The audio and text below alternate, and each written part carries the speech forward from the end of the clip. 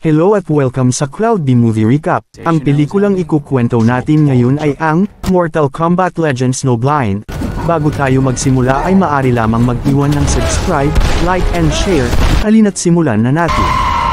Maraming taon ang nakalipas pagkatapos matalo ni Liu Kang si Shao Kahn, ang mga tao sa bayan ay nagtayo ng isang gintong estatwa upang parangalan si Liu Kang taon-taon bilang tagapagligtas ng mundo. Subalit ilang grupo ng mga mersenaryo na sumakay sa kanilang mga naglalakihang truck patungo sa isang napakapayapa na nayon, pinapatay ang bawat mamamayan na kanilang makita ng walang dahilan. Hindi sila nagtatanong ng kung ano-ano at bigla ka na lamang aatakihin at dinudurog ang kanilang mga ulo gamit ang isang bisikleta na binubunot ang mga tinep mula sa kanilang katawan at sinusunog sila ng buhay. Ang kabayanihang rebulto ni Liu Kang ay winasak habang ang mga nakaligtas na taga-nayon ay tinipon ng mersenaryo na nagpahayag ng kanilang pagkakakilanlan bilang grupo ng mga Black Dragon. Ito ay binubuo ng mga pinakamapanganib na manlalaban sa mundo. Nakikita rin natin si Shang Tsung sa eksenang ito na formal na natalo ni Liu Kang sa isang Mortal Kombat tournament. Ngunit ngayon ay isang alipin ng grupong ito na nakatayo siya sa harap ng nayon habang ipinakilala niya ang pinuno ng Black Dragon na si Kano, na pinapakita na siya ay buhay pa matapos makipaglaban kay Sonya Blade at Johnny Cage. Ngunit ngayon si Kano ay nasa anyo ng cybernetic pagkatapos niyang i-upgrade ang kanyang katawan na ginagawa siyang pinakamalakas na personalidad sa lahat ng realms, at ngayon ay nagpupunta sila sa ibang mga nayon kasama ang kanyang grupo upang ialok ang proteksyon kapalit ang mga buwis nila. Ngunit sa kabila nito ginagamit lamang niya ito upang mas palawakin ang kanyang nasasakupan at kontrolin ang mundo. Ang mga taga-nayon ay walang magawa kundi lumuhod at tanggapin ang alok ni Kano bilang kanilang pinuno upang hindi sila mamatay. Samantala, sa isang disyerto nakatira ang kapatid ni Sub-Zero na si Kuai Liang, tinalikuran niya ang buhay bilang isang mandirigmang miyembro ng Lin Kuei clan at ngayon ay nabubuhay bilang isang magsasaka. Binibenta niya ang mga gulay sa kalapit na lungsod upang mabuhay.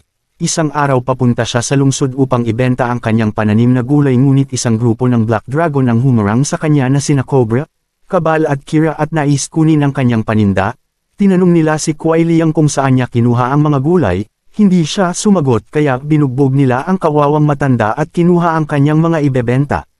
Umalis ang tatlo at naghahanap ng mga maliliit na nayon hanggang sa makita nila ang isang nayon at agad nilang sinabi sa mga tao doon na sila ang nangingibabaw sa mundo. Kaya pilit nilang kinukuha ang mga panindang pagkain, pinigilan sila ng lalaking nagngangalang Kenshi Takahashi. Malaki ang tiwala niya sa kanyang sarili at naghahaman siya ng mga laban sa iba't ibang nayon dahil alam niya na hindi siya matatalo, kaya hinamon niya ang tatlo ng laban subalit pinagtawanan lamang at minaliit siya. Dahil sa pangmamaliit nila hindi nakaporma ang tatlong mayayabang kay Kenshi at madali niyang pinabagsak ang mga ito.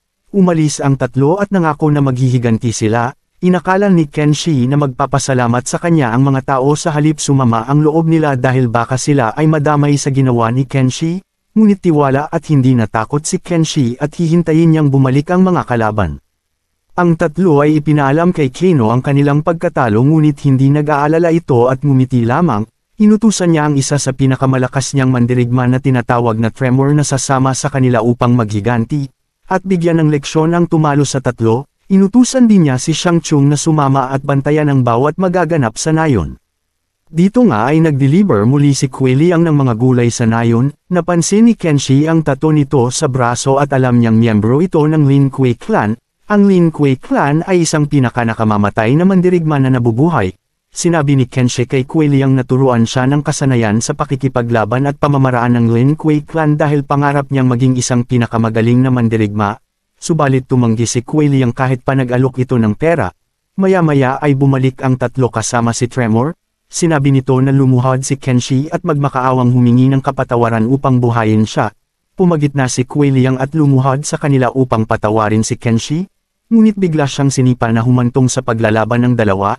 Sa una ay nakakasabay pa si Kenshi sa laban ngunit nang ginamit ni Tremor ang lava mula sa lupa, ito ay nagkaroon ng kalamangan kung saan ay binugbog si Kenshi at pinagsusutok ng kaliwat kanang kamao na humantong sa pagkatalo ni Kenshi.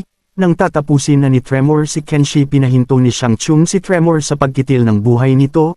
Pagkatapos ay sinabi ni Tremor sa mga tao kung sino man ang nagnanais na lumaban sa pamamaraan ng hari nilang si Kano ay ganito ang kahahantungan. Umalik na ang apat sa kanilang lugar, lumapit si Shang Tsung kay Kenshi at nag-alok ng tulong. sinabi nito kay Kenshi na ang tanging paraan upang matalo ang Black Dragon ay makuha ang makapangyarihang espada mula sa kuweba na tinatawag na Sento.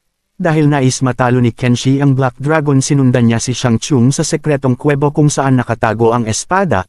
Itinuro ni Shang Tsung buksan ang lagusan ng balon kung saan ay naglabas ito ng makapangyarihang enerhiya na biglang binulag nito si Kenshi. Dahil dito kinuha ni Shang Tsung ang enerhiya kung saan siya ginawa nitong mas bata at makapangyarihan tulad ng dati. Dito nga ay nalaman ni Kenshi na niloko lamang siya ni Shang Tsung at nagbunyag ang tunay niyang pagkakilanlan at nais na maghiganti kay Kano dahil sa pagturing nitong alipin sa kanya. Tinapon niya si Kenshi sa balon upang mamatay at iniwan niya ito. Sa ilalim ng balon ay nagawa ni Kenshi na mabuhay at nakarinig siya ng boses mula sa espada na tinutukoy ni Shang Tsung.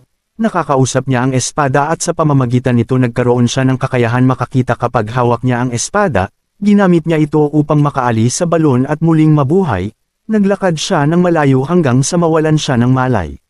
Samantala, bumalik si Shang Tsung sa Black Dragon Headquarters at binigyan niya ng leksyon ang lahat ng hamarang sa kanyang daraanan. Napatalsik niya si Kano ngunit nang subukan niya kunin ang kaluluwa nito ay nabigo siya at ibinunyag ni Kano na wala siyang kaluluwa, kaya pinutol ni Kano ang braso nito at pinaghahampas ang ulo hanggang sa bawian ito ng buhay. Dito nga ay natagpuan ni Kuai Liang si Kenshi nang walang malay at napagpas siya na tulungan ito at nalaman niyang hindi na ito makakakita. Dahil sa pagkawala ng kanyang paningin nawala ng pag-asang mabuhay si Kenshin kaya napagpas siya ni Kuai Liang na sanayin ito upang palakasin ang pandama sa paligid niya at para din mabuhay siya ng mag-isa. Nagsanay siyang hulihin ang manok, tumalon sa mga haligi na may dalang mabigat na bagay at pagkontrol ng espada. Sa kanyang pagsasanay na dismaya siya dahil hindi niya magawa ang mga pagsasanay. Ngunit dahil sa persegido siyang matuto, unti-unti na niyang natututunan ang lahat ng itinuro sa kanya ni Kuai Liang. Dito nga ay ikinwento ni Kuai Liang ang kanyang nakaraan kung bakit sila ang kinakatakutan miyembro ng kanilang angkan. Sa panahon na nakalipas sa paglaganap ng zombie sa mundo, sila ang inatasan sa misyon na iyon na pinapamunuan niya. Hindi nila inakala na sobrang dami pala ang mga zombie sa syudad na unti-unti silang inuubos. Sa kanyang pagkadesperado na matapos na ang kaguluhan at mailigtas sila, ginamit ni Kuai Liang ang pinakamalakas niyang atake na tinatawag na Ice Storm. Ngunit nawalan siya ng kontrol sa kanyang kapangyarihan na humantong sa pagkasawi ng mga inosenteng tao at pati ang kanyang kasamahan. Dahil dito nangako si Kuai Liang na hindi na niya gagamitin ang kanyang kapangyarihan muli, at ito ang dahilan kung bakit siya umiiwas sa pakikipag-away. Kinabukasan, nakita nila ang malaking usok mula sa nayon, pinuntahan nila ito at nakitang sinalakay ito ni Kano upang kamkamin ang nayon at gawin siyang pinuno nila. Lumuhad ang lahat maliban sa isang matandang lalaki at sinabi na mas gusto pa niyang mamatay kaysa magpasakop sa Black Dragon. Bago niya matapos ang kanyang sinasabi binaril siya ni Kano na ikinasawi niya. Umalis si Kuai Liang at nais na wag makialam, ngunit nanindigan si Kenshi na nais niyang tulungan ang taga-nayon dahil parehas silang may kapangyarihan upang labanan ang Black Dragon. Sinabi ni Kuai Liang na mamamatay siya sa kanyang gagawin at tinuruan niya si Kenshi upang mabuhay. Sa kanilang pagtatalo na uwi ito sa paglalaban hanggang sa mapabagsak ni Kuai Liang si Kenshi. Muli niyang inalok si Kenshi na umalis sila upang mabuhay ng mapayapa, subalit hindi sang-ayon si Kenshi at nais tulungan ang mga taga-nayon. Pagsapit ng gabi, sinalakay ni Kenshi ang headquarters at pinatay ang mga bantay doon hanggang sa makapasok siya sa lugar kung nasaan si Kano. Binyantaan niya ang kalaban na pakawalan ang lahat ng alipin o papatayin niya ang lahat ng miyembro ng Black Dragon. Sinugod si Kenshi ng mga kalaban at isa-isa niyang pinaghihiwa ang mga katawan nito gamit ang kanyang espada, ngunit nang makaharap niya si Tremor ay tinalo siya nito hanggang sa mahuli siya. Ang lahat ng ito ay nasaksihan ni Kuai Liang kaya agad siyang bumalik sa kanyang bahay at pinakawalan ng lahat ng alagang hayop. Gamit ang sandata at apoy tinawag niya ang kanyang dating kaibigan na si Scorpion mula sa impyerno upang tulungan siyang pabagsakin ng Black Dragon. Dito nga ay itinali nila si Kenshi, tinanong ni Kano kung sino ang nagturo kay Kenshi na makipaglaban, ngunit hindi nito sinabi kaya pinahirapan nila ito. Nang papatayin na nila si Kenshi ay dumating si Sub-Zero at pinagpapatay ang mga Black Dragon. Pinakawalan ni Scorpion si Kenshi sa pagkakagapos at isa-isa nilang pinatay ang mga miyembro ng Black Dragon gamit ang kanilang kakayahan hanggang sa labanan nilang tatlo si Kano. Pinagtulungan nila ito ngunit masyadong malakas ito at nagawang makatakas sa kanila. Nagpaiwan si Kenshi upang labanan at makapaghiganti kay Tremor, samantala hinarap naman ni Scorpion si Kabal at sinunog niya ito ng kanyang malaimpyerno init ng apoy. Nagawa naman makasabay ni Kenshi kay Tremor hanggang sa mahati niya ang katawan nito na ikinapanalo niya. Dito nga ay napagtanto ni Sub-Zero na si Kano pala ang may hawak ng time machine na dahilan ng pagkakaroon ng mga zombie at sumira sa mundo. Naglaban ang dalawa ng matindi hanggang sa magawa ni Sub-Zero na mapatay si Kano. Pagkatapos ay nagtulungan sina Sub-Zero at Scorpion sirain ang headquarters gamit ang kanilang kapangyarihan. Kinausap ni Kenshi si Sub-Zero na magtulungan silang tulungan ang mga tao at buuhin muli ang Lin Kuei clan. Nagpasalamat si Kuai Liang at tila na ibalik muli sa kanya ang karangalan ng isang mandirigma ngunit hindi siya maaaring sumama kay Kenshi dahil may ipinangako siya kay Scorpion, kaya iniwan niya kay Kenshi ang lahat at isa na siya ngayon miyembro ng Lin Kuei clan. Bonilinan niya na hanapin ang iba at sanayin upang protektahan ang mundo. Sumama na nga si Sub-Zero kay Scorpion sa impyerno. Si Kenshi ay muling naglakbay upang gawin ang kanyang misyon. Dito na nagtatapos ang pelikula. Salamat sa panunood hanggang sa susunod na video.